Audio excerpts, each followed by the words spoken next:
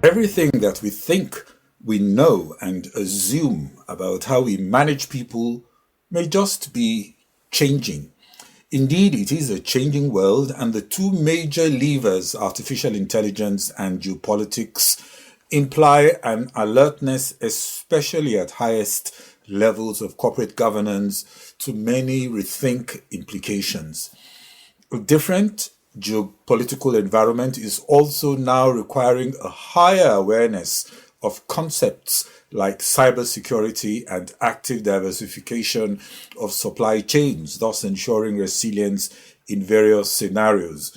As for artificial intelligence, it gets trickier. First, because it is still fast evolving, and also because of the new complexities for which most are simply unprepared. What we know is that people must still take the lead and are not going to be just part of a loop. But this requires reinvention of how we look at talent in corporations to ensure people and technology are working together.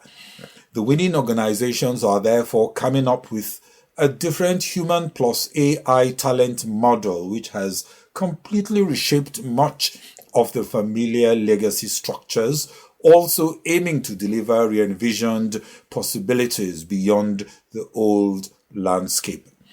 There are five main shifts, issues, or trends that I would want to draw attention to, especially for human capital executives in 2026 and going into the future. First, the urgent need to reskill has never been more critical.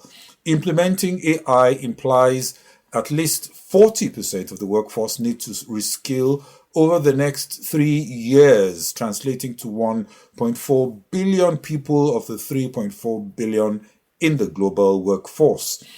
A decade ago, skills acquired had a half-life of at least 10 years. Today, that has shrunk to about 4 years and keeps shrinking.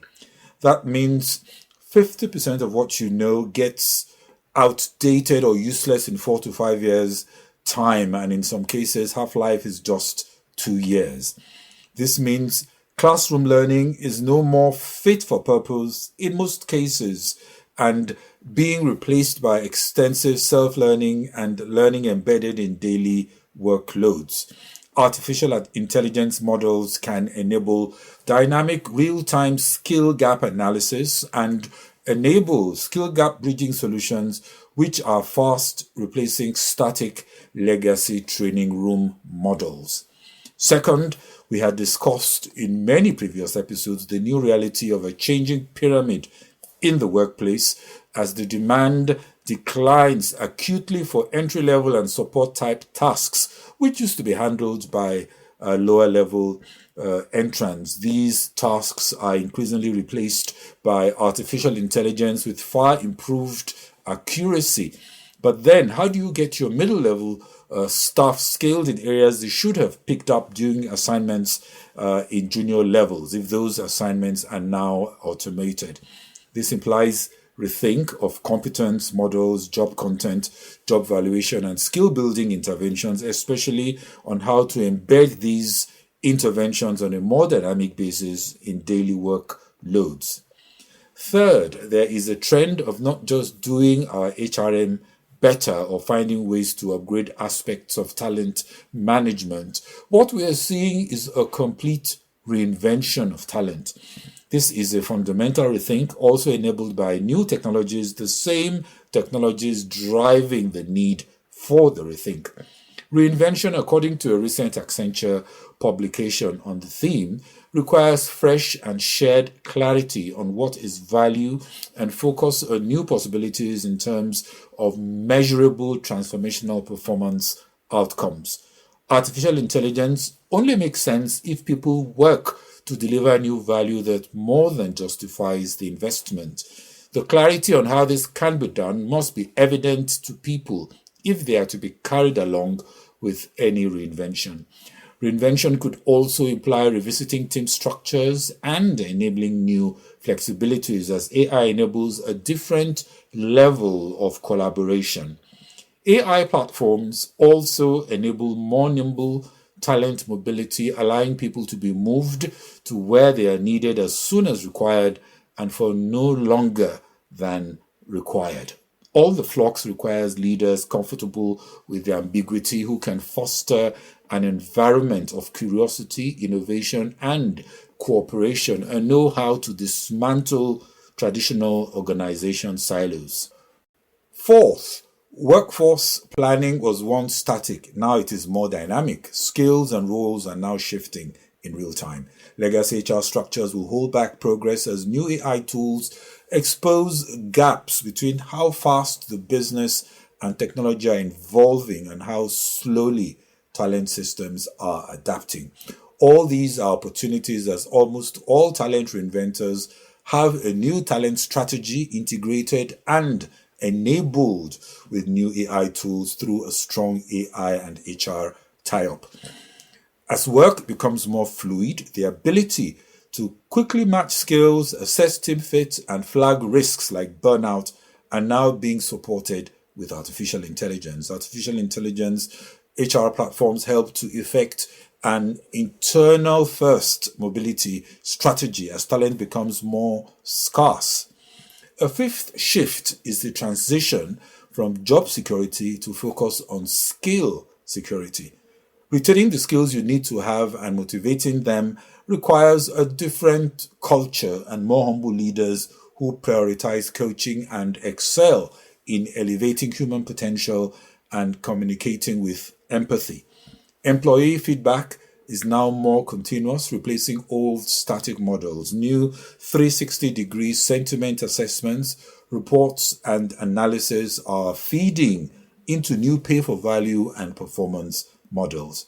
Let me conclude by noting that studies also show that there is an emotional toll of AI adoption given the new complexities, anxieties with job displacement, and in some cases, some loss of autonomy in making decisions as AI disrupts the traditional decision-making model. Organizations are preparing to deal with some of these stresses to help people cope with some of the emotional exhaustion. Also, barriers exist as roles and work processes are still mostly mapped to old legacy processes.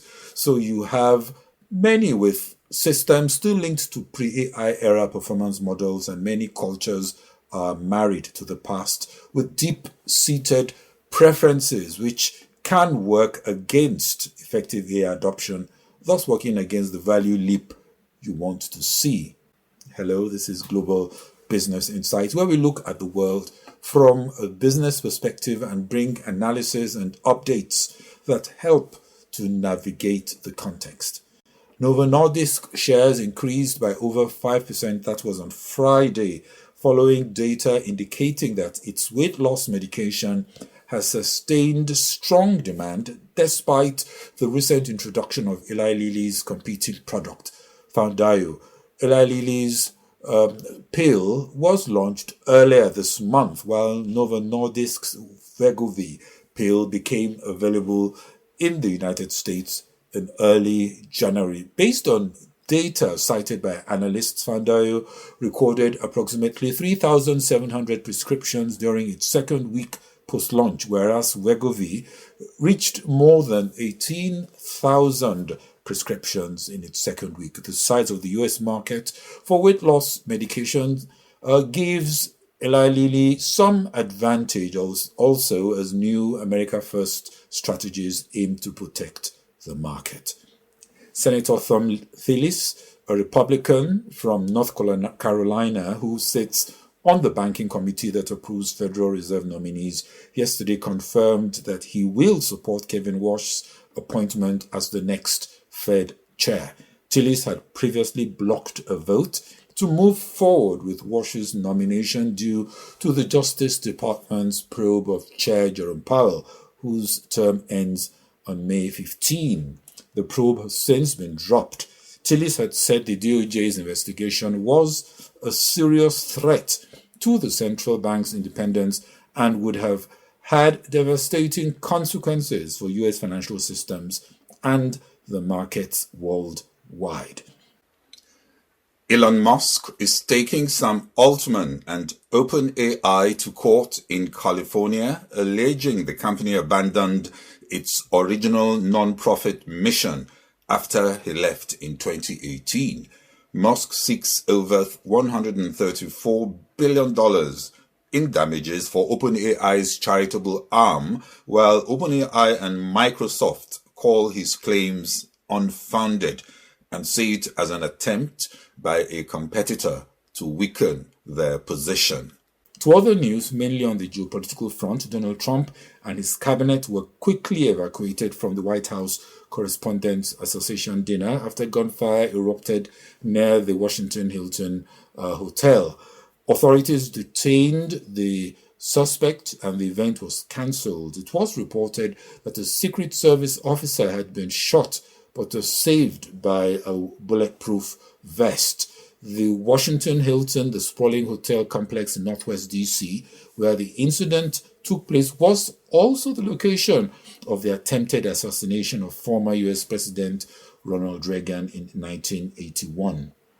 King Charles III's upcoming state visit to the United States will include security measures commensurate with assessed risks. The visit aims to contribute to easing tensions related to efforts towards ending the ongoing conflict in Iran and strengthening the US-UK relationship, which has experienced recent challenges. Some had alerted to the security risks, especially so soon after the White House Correspondents' dinner in Washington, but most agree that violence should not be allowed to stop diplomatic relations and politics from continuing as normal.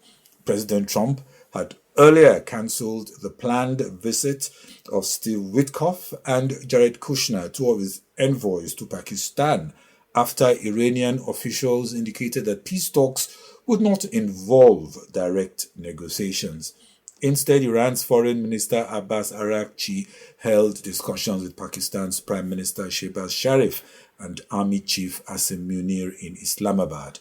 While specific details were limited, Mr. Araghchi stated that he had communicated Iran's views and considerations regarding the resolution of the conflict. On markets, coming off a strong Friday and fresh record highs for the stock market with strong showing for Nvidia, investors are looking forward to more earnings releases slated for the week. The S&P 500 closed on Friday up 0.8% for a 0.6% gain for the week, while the tech-heavy Nasdaq was also up 1.6%, while the Dow fell 0.2%. Some resilience indeed, but markets are still uncomfortable with fluidity and uncertainty associated with the Iran situation. So far, the somewhat upbeat AI narrative may have more than compensated for the depression in sentiment associated with Middle East tensions. Still, it's both geopolitics and AI on the front burner for markets. Japanese and South Korean stocks closed at record high despite failed US-Iran talks and the rising geopolitical tensions. Meanwhile, oil prices continue to inch up as diplomacy stalled and the risks related to the Strait of Hormuz intensified. Brent crude was up over 2% in early morning trade. Stocks in China were also mostly higher as industrial profits jumped 15.8% from a year earlier in March, also the highest growth rate since September last year. Growth also quickened from a 15.2% surge in the first 2 months of this year. The improved profitability was partly due to robust exports in the first quarter, which grew 14.7% from a year earlier and was also the fastest pace since early 2022. Well, that's it on this special edition of Global Business Insights. This is Bode Oshosami. Do not forget to subscribe and hit the notification button. Bye-bye.